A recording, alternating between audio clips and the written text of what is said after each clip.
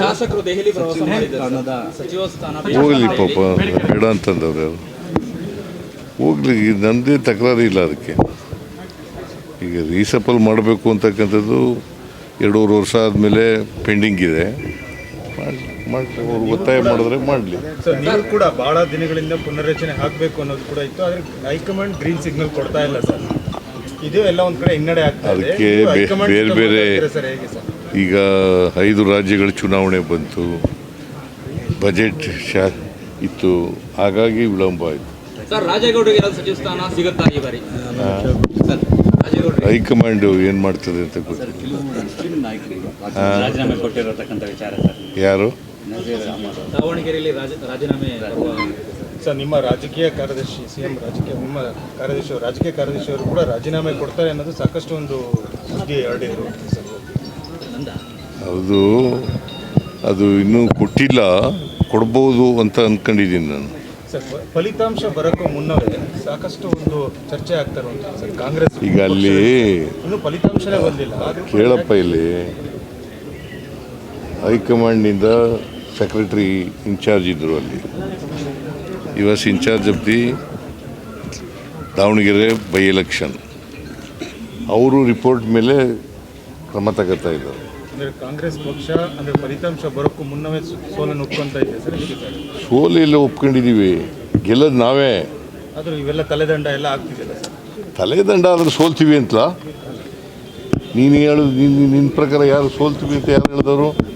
ನಿಮ್ಮ ಪಕ್ಷದ ಅಂದರೆ ನಮ್ಮ ಅಭ್ಯರ್ಥಿಯ ಸೋಲಿಗೆ ಕೆಲವು ವರಿಷ್ಠ ನಾಯಕರು ಕಾರಣ ಅಂತ ಹೇಳಿದ್ದಾರೆ. ಯಾರು? ಸಲೀಂ ಅಹಮದ್ ಹೇಳಿದಾರಲ್ಲ ಸರ್. ಹಂಗೆ ಹೇಳುತ್ತೆ, ಆ ಥರ ಹೇಳಿಲ್ಲ.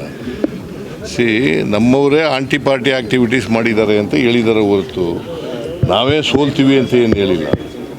ಸೋಲಿಗೆ ಕಾರಣ ಆಂಟಿ ಪಾರ್ಟಿ ಆ್ಯಕ್ಟಿವಿಟೀಸ್ ಅಂತ ಹೇಳಿಲ್ಲ. ನಾವು despite anti party activities we will win. Sir, ಮಲೆನಾಡಲ್ಲಿ ದೊಡ್ಡ ಸಮಸ್ಯೆ ಇರುವಂಥದ್ದು ಸರ್. ಅರಣ್ಯ ಇಲಾಖೆ ಹಕ್ಕುಪತ್ರಗಳಿಗೆ ಅನುಮತಿಯನ್ನು ಕೊಡಲ್ಲ. ಅದೇ ಮಲೆನಾಡು ಭಾಗದಲ್ಲಿ ರೆಸಾರ್ಟ್ಗಳಿಗೆ ಬೇಕಾಬಿಟ್ಟಿಯಾಗಿ ಅನುಮತಿ ಕೊಡುತ್ತೆ. ಮೇಲ್ಭಾಗದಲ್ಲಿ ಈಜು ಕೂಡ ನಿರ್ಮಾಣ ಮಾಡಲಿಕ್ಕೆ ಕೂಡ ಅವಕಾಶ ಕೊಡುತ್ತೆ. ಅಂದರೆ ನೀವು ಶೋಷಿತರ ಪರವಾಗಿದ್ದೀರಾ, ಆದರೆ ಹಕ್ಕುಪತ್ರ ಕೊಡಲಿಕ್ಕೆ ಅರಣ್ಯ ಇಲಾಖೆ ಅನುಮತಿ ಕೊಡಲ್ಲ. ನಾನು ಮೀಟಿಂಗ್ ಮಾಡ್ತೀನಿ ಅದ್ರ ಬಗ್ಗೆ. ಪ್ರವಾಸೋದ್ಯಮ ಈಗ ಚರ್ಚೆಯಲ್ಲಿರುವಂಥದ್ದು ಸರ್. ಕೇರಳದ ಬಾಲಕಿ ಸಾವನ್ನಪ್ಪಿರುವಂಥದ್ದು ಚಿಕ್ಕಮಂಗ್ಳೂರಲ್ಲಿ. ಆದರೆ ಸರ್, ಕೇರಳ ಮೀಡಿಯಾ ಒಂದು ಪ್ರಶ್ನೆ ಇಟ್ಟಿತ್ತು ಸರ್, ಕರ್ನಾಟಕ ಸೇಫ್ ಅಲ್ಲ ಪ್ರವಾಸಿ ತಾಣವಾಗಿ, ಇಲ್ಲಿ ಯಾರು ಪ್ರವಾಸಿ ಯಾವುದೇ ರೀತಿಯ ಅಭಿವೃದ್ಧಿ ಇಟ್ ಇಸ್ ನಾಟ್ ಕರೆಕ್ಟ್. ಈಗ ಹುಡುಗಿ ಬಂದು ಯಾವುದಕ್ಕೆ ಸತ್ತಿದಳು ಅಂತ ಗೊತ್ತಿಲ್ಲ ನನಗೆ, ಅದು ಎಂಕ್ವೈರಿ ಆಗಬೇಕು. ಆದರೆ ಕರ್ನಾಟಕನೇ ಸೇಫ್ ಅಲ್ಲ ಅಂತಕ್ಕಂಥದ್ದು ಸತ್ಯಕ್ಕೆ ದೂರವಾದಂಥ ವಿಚಾರ.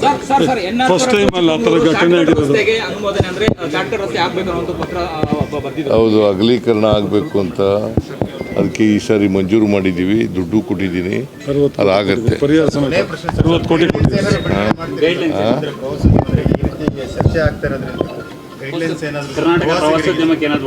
ಒಂದು ಮೀಟಿಂಗ್ ಮಾಡ್ತೀನಿ. ನಿರ್ಭೀತ, ನಿಷ್ಪಕ್ಷಪಾತ, ವಿಶ್ವಾಸಾರ್ಹ ಸುದ್ದಿಗಳಿಗೆ ಹೆಸರಾಗಿರುವ ನ್ಯೂಸ್ 18 ಕನ್ನಡ ಈಗ ಆಪ್ನಲ್ಲೂ ಲಭ್ಯವಿದೆ. ದಯವಿಟ್ಟು ಇಲ್ಲಿರುವ QR ಕೋಡ್ನ ಸ್ಕ್ಯಾನ್ ಮಾಡಿಕೊಂಡು ಆಪ್ ಡೌನ್ಲೋಡ್ ಮಾಡೋದಕ್ಕೆ ಮರಿಬೇಡಿ.